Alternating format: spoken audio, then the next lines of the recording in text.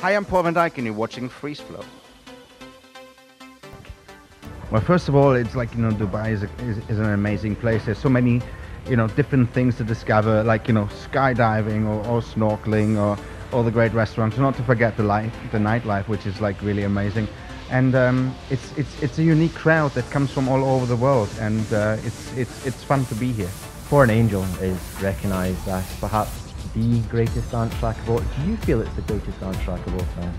I don't think there's such a thing. Like, the thing is, there's a lot of people that actually made electronic music what it became today, and there's a lot of music, and every single piece belongs to that development, belongs to that musical, wonder in a way, because it really started as a small subculture and is the biggest music culture in the world now. And I'm happy that people consider For an Angel being part of it, but at the same time, there's like so many other beautiful pieces of music. Without them, we wouldn't be where we are today. What do you plan to do musically this year?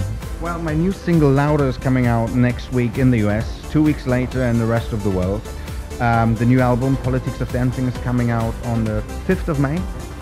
So, and then a lot of EPs throughout the summer, so there's a lot of music coming.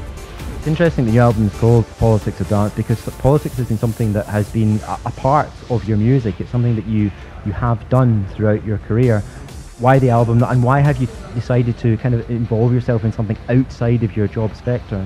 Well, the thing is, obviously, it's called Politics of Dancing 3. So it's like, the title came from, when I've done the first one in 2001, and that was basically to make politicians and authorities aware of that, like, the whole electronic music culture is not just something where people get drunk and wasted. It is a bigger thing because it brings people together from all different sort of like religions, from all different citizenships, and create this unity, create this like really positive vibe and feel to it.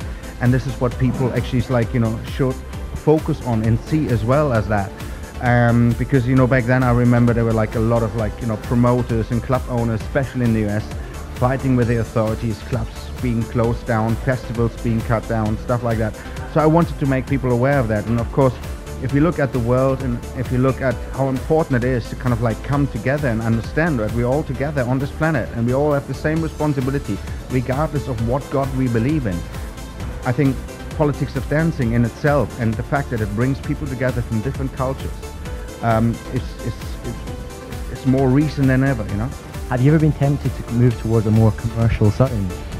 Look, there's like different approaches and there are different reasons why you're in what you do. It's like, to me, it's like, when I started, the DJ was the freak in the corner while everyone else had fun. There were moments where I thought, okay, am I going to buy something to eat today, or am I going to buy that record? It's like, it is that passion about music, and I kept that. And I kept that sort of artistical approach to what I do. I have my idea of how things should sound.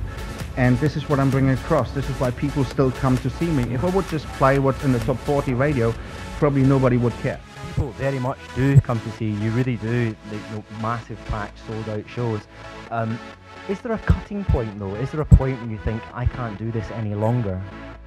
Well, not yet. I'm sure it's like, at some point I feel I do not connect to my audience anymore, but I'm pretty sure you're going to see in a second, you see me jumping up and down and, and enjoying myself together with the crowd. Because the thing is, I have a clear idea where I want to go with my music, but everything else is down to the interaction with the audience. It's like, every night is unique, every night is a new challenge. And this is what makes it so exciting. One of my favourite things you ever done is when you conducted the Berlin Philharmonic Orchestra. That I thought was amazing, particularly when you did For an Angel. How special a moment was that for you, and do you ever envisage doing that again in the future? Well, it's like there are a lot of things, and it's like that we are working on in the background, and some of it will work out in the end. To me, it is just like, as an artist, I'm always looking for different challenges, like, for something that is, let's say, outside of the box, what people would expect from me. And that was like one of those things, and there are many other things that I like to try.